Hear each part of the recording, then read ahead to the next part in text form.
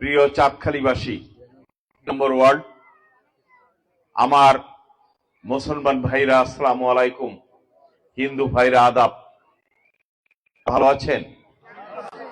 আজকে আমরা যে নেত্রীর এখানে দোয়া মাহফিলের জন্য উপস্থিত হয়েছি, যে নেত্রীর জন্য আমরা দোয়া করব, সেই আপসীর নেত্রী, যে নেত্রী এই দেশের মানুষের কল্যাণে উৎসর্গ করেছিল।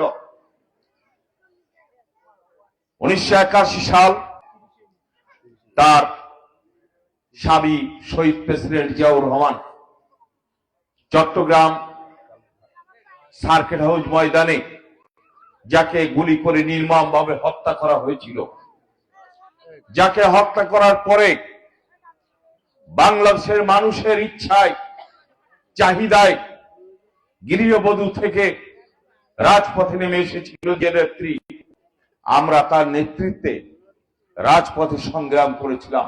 আন্দোলন শুরু হলো বেগম খালেদা জিয়ার নেতৃত্বে, আবারও গণতন্ত্র পুনরান্দোলন। নেত্রীকে একটি অন্ধকার কারাগার, যে কারাগারে কোনো কয়েদি থাকে না, আসামি থাকে না, পরিত্যক্ত ঘোষণা করা হয়েছে।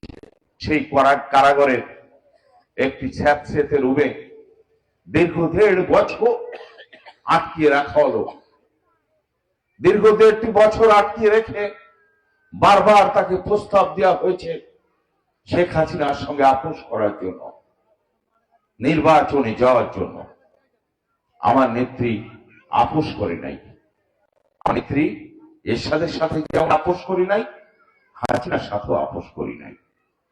আর এই কারণে বাংলাদেশের আপমর্যাদা তাকে উপাধি দিয়েছিল আপসীর নেত্রী বেগম খালেদা জিয়া।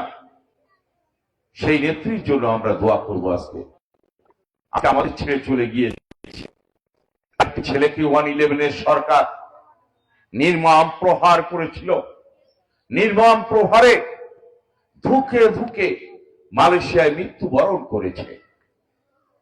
যখন মৃত্যুবরণের পর তার লাশ বাংলাদেশে আসলো, নেত্রী তখন গুলশানে বিএনপির অফিস কার্যালয় তাকে পুলিশ দিয়ে অবরুদ্ধ করে রাখা হয়েছিল।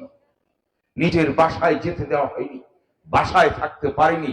একটা অফিস, সেই অফিসের মধ্যে একটি খাট বিছিয়ে নেত্রী সেখানে শুয়ে থাকতেন, রাত দিন বসে থাকতেন, কাউকে প্রবেশ করতে দেওয়া হতো না।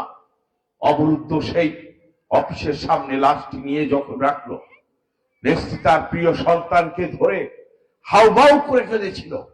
বাংলাদেশের প্রতিটি মানুষের চোখে সেদিন পানি, চোখের পানি দিয়ে প্রত্যেকটা মানুষই চোখের পানি ছেড়ে দিয়েছিল। আপনার খালেদা জিয়ার জন্য দোয়া করবেন। আপনারা সুস্থ থাকবেন, ভালো থাকবেন। ইনশাআল্লাহ আপনাদের সঙ্গে আগামীতে দেখা হবে। ধন্যবাদ সকলকে।